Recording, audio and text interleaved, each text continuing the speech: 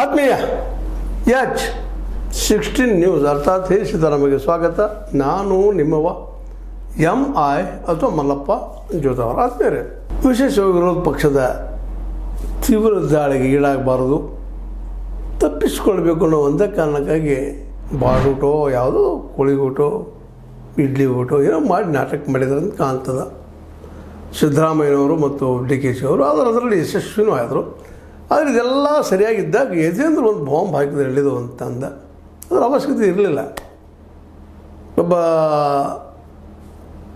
ಏನಪ್ಪ ಅಂದ್ರೆ ಅನಗತ್ಯ ಒಂದು ನಿಂತು ನೆರಳು ಕಲ್ಲು ಹಾಕಿ ಒಂದು ಹೊಸ ಅವನವನ್ನ ಹುಟ್ಟಾಗುವಂಗೆ ಮತ್ತು ಹೆಂಗೋ ದಾಟಿತ್ತದು. ಆಲ್ರೆಡಿ DKಶಿ ಅವರು ಒಪ್ಕೊಂಡಂಗೆ ಆಗಿದೆ. ಮತ್ತು ಸೋತದಿ ನೀನು ಅಂತಂದ್ರೆ ಏನಿದ್ರ ಅರ್ಥ? ಕೊನೆಗೆ ಅವ್ರ ಬಗ್ಗೆ ಸಿಂಪತಿ ಕ್ರಿಯೇಟ್ ಆಗಿ ಸಿಂಪತೈಸ್ಡ್ ಆಗಿ 45 ಶಾಸಕರುಗಳು ಹೋಗುವಂಥ ಏನಾದರೂ ಇವತ್ತು ನಿರ್ಮಾಣ ಆಗಿದ್ರೆ ಅದಕ್ಕೆ ಯಜೇಂದ್ರ ಕಾರಣ. ಅದಕ್ಕೆ ಹೇಳಬೇಕಾಗಿದ್ದು ಒಂದೊಂದು ಮಾತು ವಹಿಸಿದ್ದು ಭಾಳ ಕಷ್ಟ ಆಗ್ತದಂತ. ಹೌದು, ಅವ್ರಿಗೆ ಬೆಂಬಲ ಇರಲಿಲ್ಲ. ಸತೀಶ್ ಅವ್ರಿಗೆ 10-15 ಜನ ಇದ್ರೇನೋ ಆ ಭಾಗದ್ದು, ಇನ್ನೂ ಕಡಿಮೆ ಇತ್ತಂದ್ರೆ ಅಡ್ಡಿಲ್ಲ, 5-6 ಜನ ಕಾಣ್ತಾ ಇದ್ವಿ ನಾವು. ಆದ್ರೆ ಇದು ನಿಧಾನಕ್ಕೆ ನಮ್ಮ ಸಿದ್ದರಾಮಯ್ಯನವರು ಒಬ್ಬ ಅತ್ಯಂತ ಬಿರುಸಾಗಿ ನಾನು